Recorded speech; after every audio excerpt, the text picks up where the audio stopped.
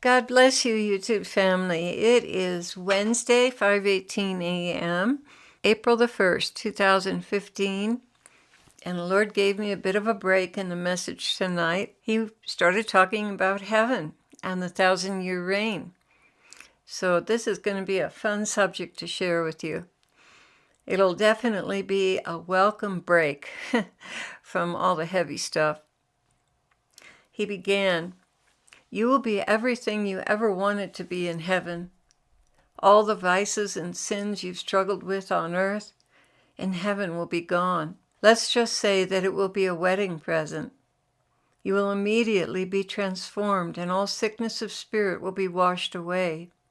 It will just peel off and wash away to reveal my glory dwelling within you. A total transformation. Will there be classes for learning? No, I myself will teach you. You will feel the desire to know something, and I will reveal it to you. You will feel the desire to play something, and it will roll off your fingertips. To sing in perfect pitch effortlessly, sustained, will escape your lips. Everything will seem magical to you at first, until you become accustomed to knowing and doing everything effortlessly. Lord, this is hard for me to accept. Won't we all be working together as teams?" And I was thinking in my mind that we'd have kind of classes together and that kind of thing. Yes, teams you will have, learning experiences you will share, more like what you would call a lab. You will do things together with others, and cooperation will be so joyous. Harmony will be something you've always longed for, but rarely had. It is intoxicating to work together as one, where all of the many come together to bring about good. You will love it. Your deep desire to work with groups will be fully satisfied in the best possible ways. You will seek to see something, and I will escort you. Nothing will be impossible to you, except evil. This is yet another gift, because in heaven the door has been closed to evil. It will not enter. It will not entice. My daughter, you will not feel anything evil. This too is a gift, a grace I will impart to you. Everything in heaven is effortless. Can I have an evil thought? No, my love, you will never have an evil thought again, not only because the devils cannot buffet you there, but also because of divine grace. All wickedness will be washed out of your system. You will be sparkling clean and glorified. You will be content beyond anything you could ever imagine. You will see into the future and know whatever is necessary to you. You will never guess at anything again. You will never fail to understand me again, or anyone else for that matter. You will have perfect vision into hearts, that you may help them escape death and decay. You will have perfect discretion, timely and sensitive. You will understand the ways of men without effort and easily be able to guide them back to center. You will appear glorious because you will be like me in so many ways. You are going to love how I transform you, and you are going to be unspeakably happy and satisfied. I wanted to share some of the joys of heaven with you because you've had a couple of very rough days, and I can see it has weakened you and stolen your joy. Oh, Jesus, it hurts me so, the lies and calumny spoken by uninformed souls. Oh, it truly hurts me so deeply, and I know it's an obtuse spirit working through them, a brick wall I can never penetrate in my own timing. He continued, "That's right, it's not yet time. But my promise to you, Clare, is that you will be working with me to open their eyes in cooperation with my spirit. When we return, so many things will be changed. First of all, there will be signs and wonders in the sky that will cut many to the quick and instantly turn their hearts. Then you will be working with soft clay, and I will give you wisdom as you have never had. Oh, my love, how you will rejoice at the elegance of my plan, its depth and breadth, height and length. Oh, how magnificent it is, and your wisdom will be as the waters in the ocean. You will understand so much, and what I am speaking here is for my other brides as well. It will make you all so humble that none will be able to resist your sweetness. Will I always be with you, Jesus? You will know me even as I know you, and nothing shall ever separate us. Nothing. I don't understand. I thought there would be times apart.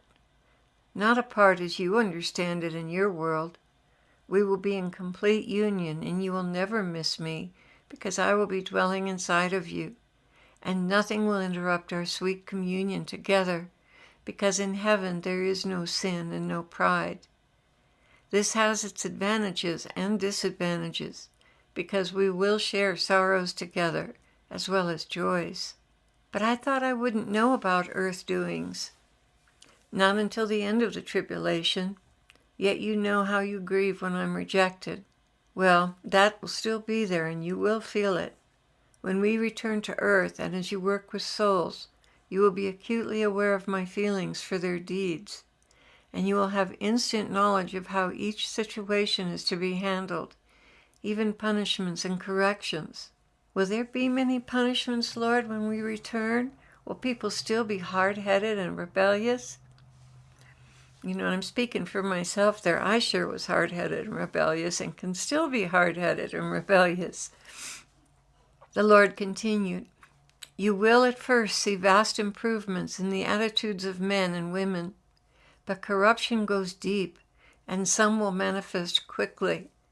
Others will emerge slowly, even over generations. You will be able to see clearly the consequences of sin carried down through families. You will work to change that, but some, Clare, will never change. And for this you must have fortitude and deep understanding to be able to weather disappointment. But I will always be inside of you, bringing deep inner peace and joy, no matter how sad the outer circumstances may be. Will there be death in the millennium? Yes, there will be birth and death.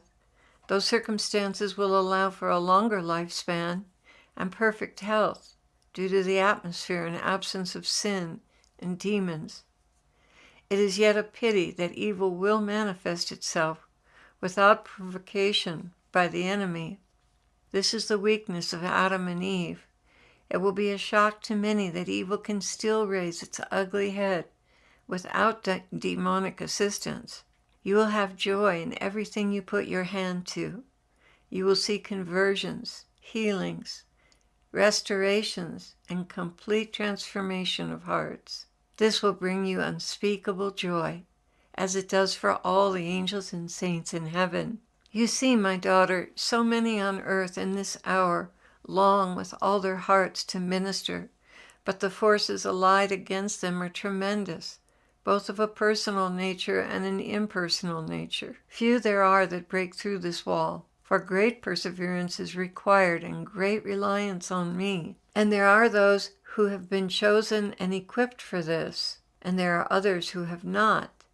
And to them I give the grace of prayer. Their desires are manifested in the arenas of evangelism, and while they are not a direct part of the conversions as man sees it, they are the living prayer force behind these evangelists.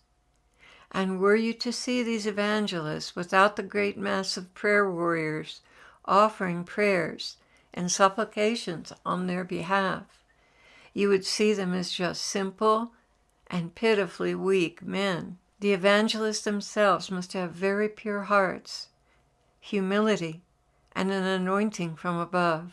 Their integrity must be impeccable. That is why we work so hard on issues of this sort. They cannot carry out the work and sustain the heat of the battle or hold up under pressures without a profound commitment to integrity and doing things my way. Yet pull the curtain back and the man becomes very, very little in my plan. The intercessors behind the man are tremendous, making him look like a giant, when in reality it is the little ones behind him that are responsible for his perceived stature. In this way, the desires of those who wanted to minister are satisfied. And yet there is a time and a season for all. They will get their turn to touch souls with my love. Everyone gets a turn to do what is on their heart, because their hearts are conformed to mine. And what about worship, Lord? You are now speaking of something out of the realm of understanding.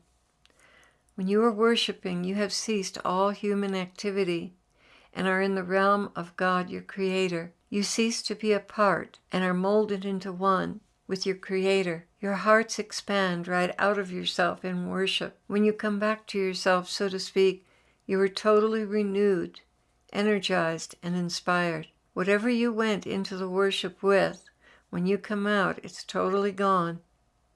There's really nothing more I can say about worship, because it is so sublime. You will experience it. That's all I can promise. And you will never, ever be the same again. You are going to go from glory to glory, just as I have written. Lord, is there anything else you want to talk to me about tonight? I'm asking you to keep watch with me. Limit your interactions to necessary communications and return to the place of deep inner communion with me. Much is imparted to you through it. And that was the end of the message.